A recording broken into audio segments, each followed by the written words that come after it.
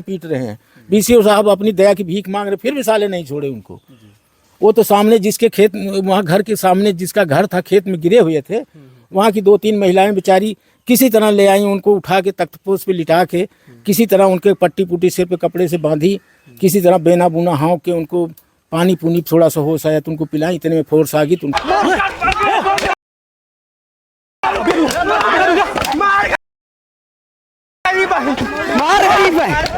SO साहब गिर गए, उनको बुरी तरह वहाँ पिटाई करने लगे। एसओ साहब को भी छोड़कर पुलिस वाले भाग लिए, उनको पता नहीं कि हमारे एसओ साहब गिर गए हैं। अच्छा, यहाँ मैं दरवाजे पे अपने खड़ा हुआ था, मेरा तो रास्ते में ही घर है। पुलिस वाले गेट भी नहीं बंद कर पाए गाड़ी का, कहते हैं अरे भाग जाओ, ये साले पागल हो गए, भाग जाओ, दरवाजा दुर्जा बंद कर लो। ऐसे चिल्ला रहे थे। चिल्ला हम लोगों को मना कर दिए। पुलिस वाला कोई उधर से भाग के रास्ता खोज रहा है, कोई उधर से भाग के रास्ता खोज रहा है। दया की भीख मांगते रहे घरों में कि हमारी जान बचाओ। ऐसे बोल रहे थे पुलिस वाले? बिल्कुल बोल रहे थे पुलिस वाले कि हमारी जान बचाओ, किसी तरह हम निकले यहाँ से। किसी तरह कितने लड़के जो बचा के ले गए उनको सड़क पे किए। तब दोस्तों नमस्कार, हमारी मौजूदगी इसमें आजमगढ़ जिले के अंतर्गत बर्रा ग्राम सभा में है और इस समय बर्रा ग्राम सभा जो है बहुत ही सुर्खियों में है। इस समय एक वीडियो वायरल हो रहा है कि एसएचओ के ऊपर जो है लाठी डंडे और कुल्हाड़ी से वार होता है और यहाँ पर इतना तनातनी का माहौल है। यहाँ पर दो पक्षों की बात है जिसमें जो है पुलिस वाले आते हैं और उन लोगों का कुछ वीडियो में कहना है कि वो लोग हमला करते हैं, लेकिन क्या सच्चाई है, क्योंकि हम लोग सच्चाई दिखाने का प्रयास करेंगे कि आखिर में मामला क्या है और इस मामले का क्या जो है हल निकल सकता है ताकि और घटनाएं ना घटें। यहाँ पर देखिए दादाजी बैठे हैं जो कि जो है इनके घर से भी जो है जो मेन लड़का था जो है जिसकी वजह से बवाल हुआ, ये उन्हीं के जो है क्या थे वो बाबू? आप मेरे भतीजे थे। आपके भतीजे थे जी। आपका क्या नाम? मेरा नाम मनीराम राजभर। जी जी। कैसे क्या हुआ था दादाजी? ए भैया, झगड़ा तो बहुत पहले से वो सब हम लोगों से विरोध में थे। इन सब के लड़के जो है स्कूल जाती लड़कियों को छेड़खानी करते थे। उन लोगों को घर में जाके गार्जियनों से कहा था कि भैया सब गलत है, लड़कियां स्कूल जाती तो आप सबके लड़के ऐसे ऐसे छेड़खानी करते हैं, समझा दो।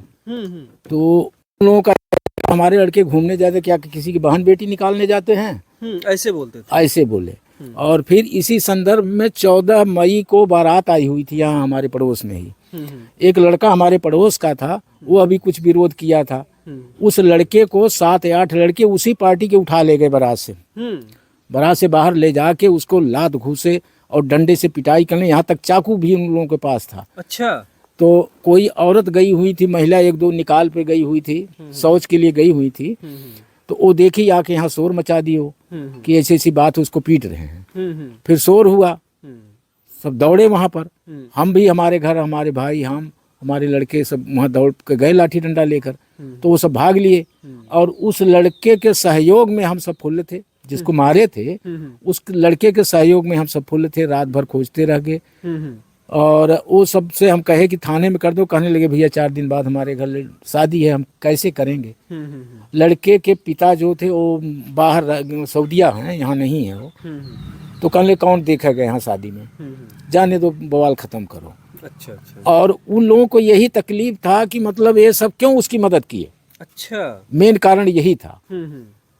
और फिर 5 जून को जब बारात आई थी, हमारे घर भी निमंत्रण वहाँ से लड़की के यहाँ से था। अच्छा। तो मेरे तो मतलब लड़का गए ही नहीं, मेरा छोटा सा पोता एक गया था और हमारा वही भतीजा जो था उसकी मौसी के लड़के 2-3 और पड़ोस के थे, सब परिचित थे। 4-5 लड़के आए, कहने लगे तुम भी चल। तो न्योता तुझे भी है? कहने लगे हाँ न्योता है। और वहाँ पर ले गए। डीजे बजने के लिए घराती बंद कर रहे थे कि डीजे बंद करो, चलो पानी पूनी पी लो। तो बाराती कहने लगे कि भैया थोड़ा और डीजे बजने दो, हम सब नाचना चाहते हैं। तो मेरा भतीजा कह लगा भैया डीजे बजने दो थोड़ा और, ये सब नाचेंगे, इन लोगों को नाचने दो। इसी पे उस पार्टी का एक लड़का कहने लगा तू कौन होता है डीजे बजवाने, क्या तू निमंत्रण में आया हुआ है? अच्छा। तो कहने लगा क्या मैं बगैर निमंत्रण का हूँ? जबकि इससे 4-5 साल छोटा था। वो रेरी मार के कहने लगा इसको। अच्छा। इतने में मेरे भतीजे को एक थप्पड़ मार दिया। अच्छा। तो मेरा भतीजा भी एक थप्पड़ मार दिया। तो किसी तरह शोर हुआ तो यहाँ से हमारे मतलब भाई, हमारा लड़का है और हमारी भाई की लड़की वह पत्नी यहाँ से गए यहाँ पर किसी तरह वहाँ पर, और जो वो हमारे भाई के साढ़ू के लड़के वगैरह थे, 4-5 लड़के बगैर खाना खूना खाए ही यहाँ पर वापस रिटर्न आ गए। तो यहाँ मेरे भाई की पत्नी जो थी खाना बना के उन लड़कों को खिलाई जो बाराती आए हुए थे। अच्छा। और जो लड़के इसके सहयोग में वहाँ 2-3 रह गए थे, उस बेचारे को वो सब चुल्ला और हाथ में वो पंच पहन के 3 लड़कों को घायल कर दिया। अच्छा। बारातियों को। और आके बस खड़ी हुई थी रोड पर, बस का शीशा सूता तोड़ दिए, बस ने रिटर्न बगैर बारात लिए ही रातों रात भाग गई। अच्छा अच्छा, जबकि बाराती निर्दोष थे। बारातियों का क्या दोष था। फिर जो है कि वो सब 100 नंबर बुला लिए, रात को 100 नंबर आई, किसी तरह रफा दफा करके चले गए। उसके बाद सुबह सैकड़ों की तादाद में आके यहाँ हमारे घर घेर लेते हैं सब। अच्छा, आपके घर को घेर लेते हैं? जी हाँ, यहाँ आके लड़ाई झगड़ा करने के मूड में औरत मर्द और लड़के सब आके यहाँ घेर लिए।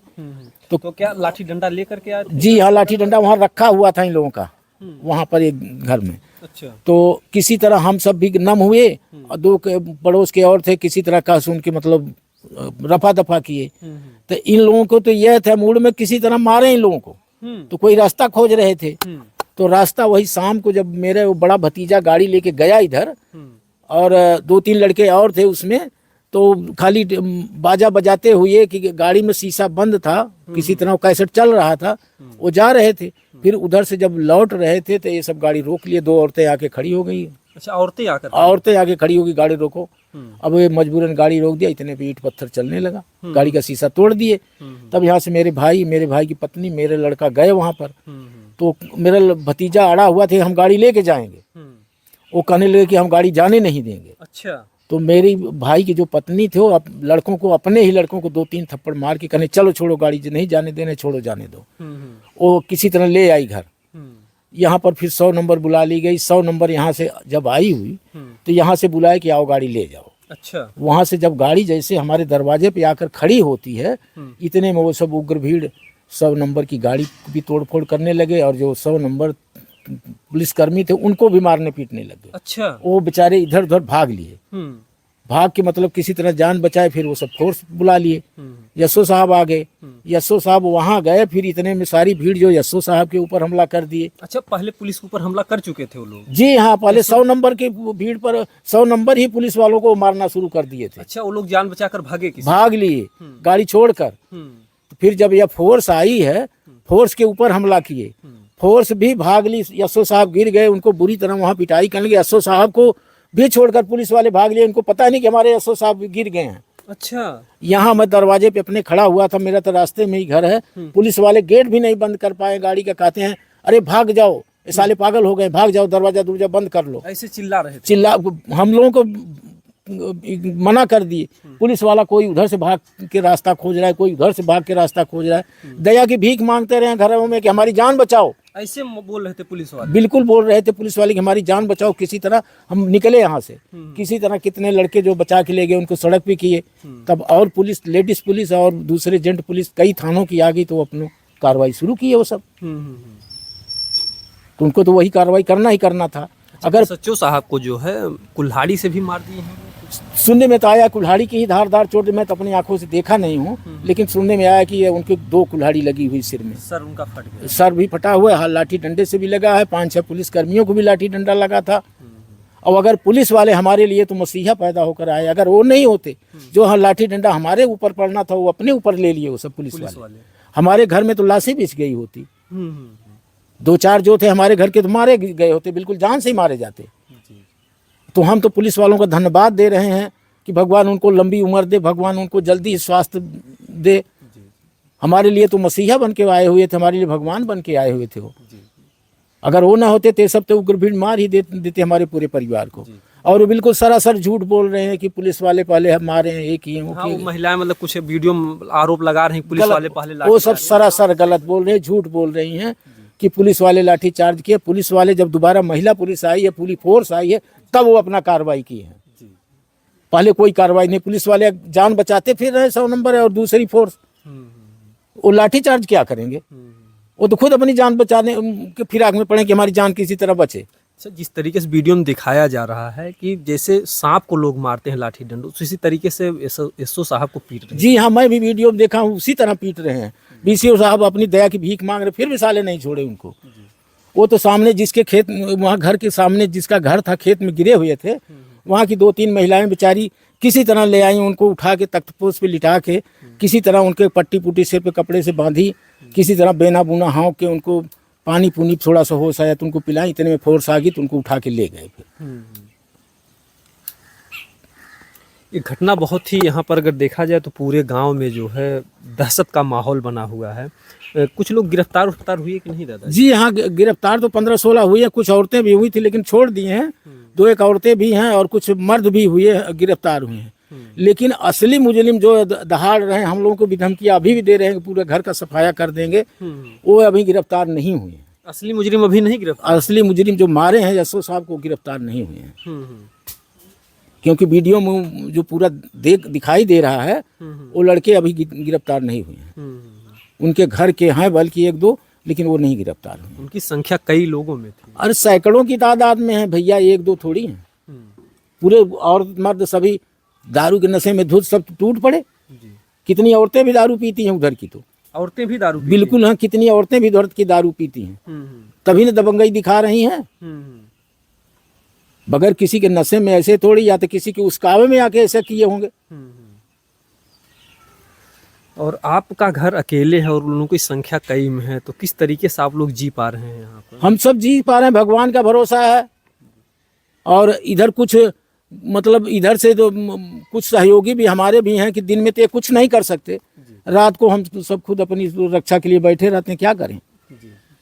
आप पैरों से भी दिक्कत है? पैर से तो मेरे पैर में चोट लगी हुई 1 महीने से, मैं तो परेशान हूँ, कहीं आ जा नहीं सकता। मैं अपने घर ही बैठा रहता हूँ, 24 घंटे सोया रहता हूँ यहीं पर। किस तरीके से क्या हो कि ये मामला शांत हो जाए, किस तरीके की कार्रवाई हो? कार्रवाई देखिए, हमारे लिए तो प्रशासन अपनी जान जोखिम में डाल के सब कुछ किया, हम प्रशासन के खिलाफ नहीं जाएंगे।